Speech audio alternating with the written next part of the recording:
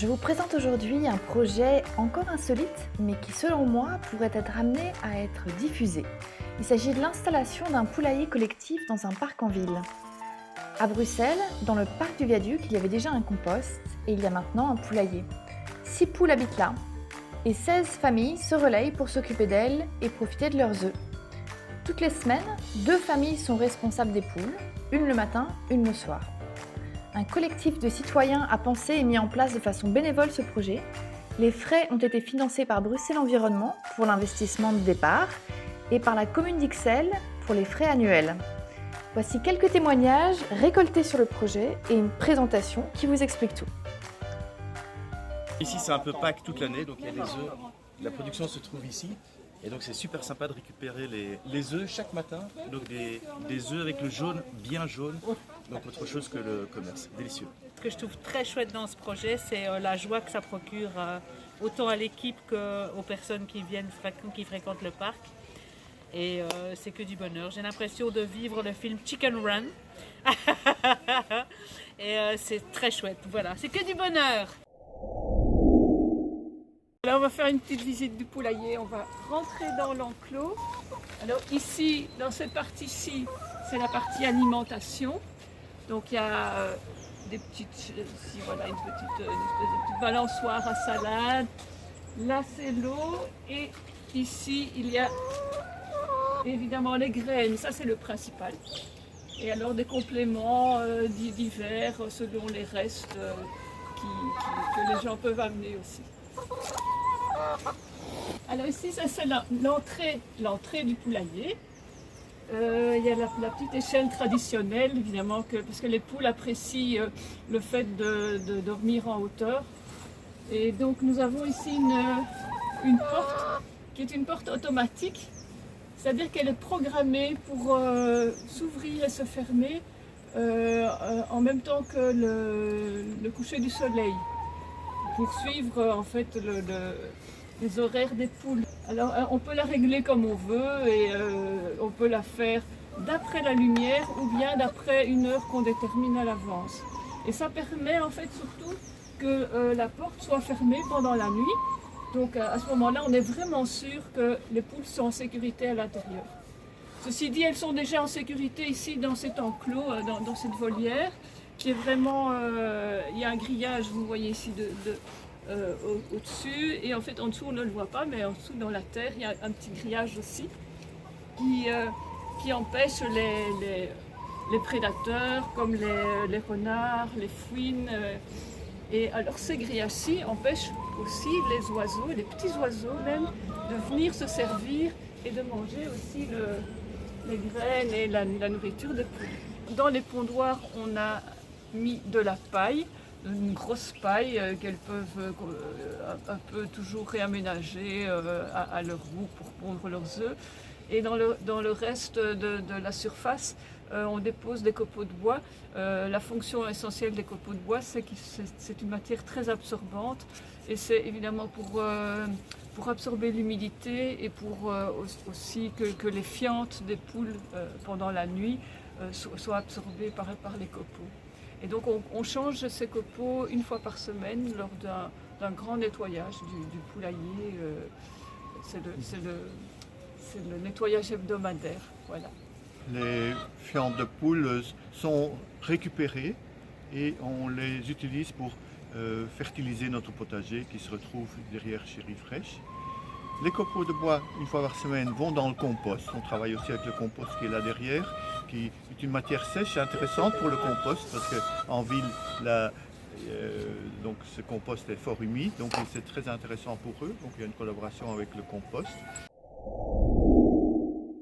Un grand problème pour les poules, c'est l'humidité. Donc ce qu'elles n'aiment pas, ce qui n'est pas très bon pour elles, c'est de patauger dans la boue et et elles ont besoin d'espaces secs. Et donc c'est pour ça qu'on a opté pour une solution de plastique.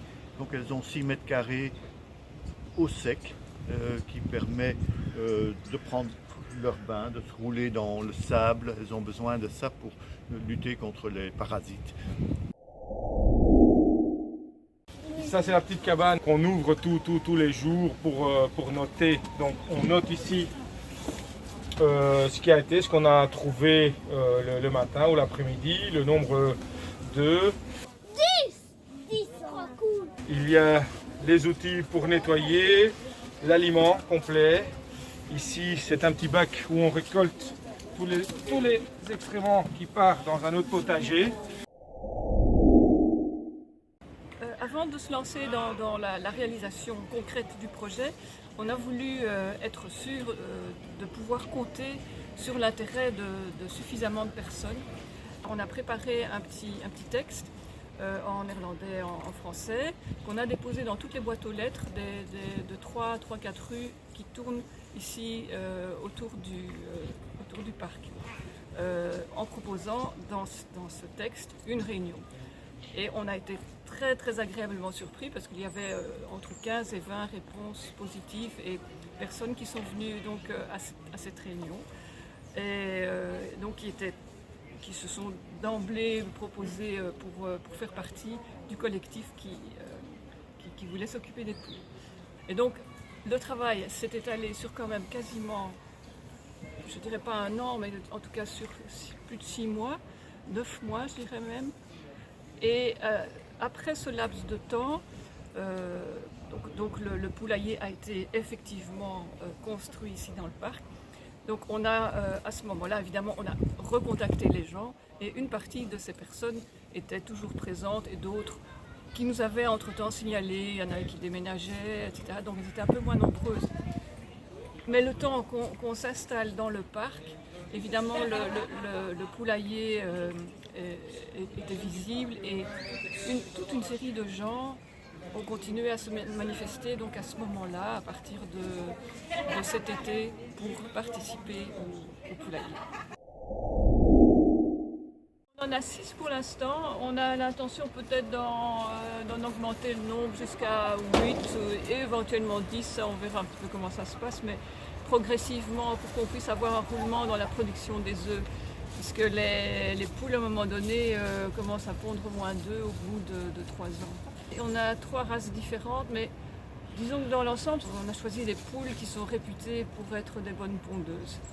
Nous avons 2 noirs, ça c'est la race Arco, et puis nous avons aussi dans les rousses, des rousses à queue blanche et des rousses à queue plus foncée, et qui s'appellent Warren pour les blanches et les Garrison pour c'est la à queue foncée. Voilà.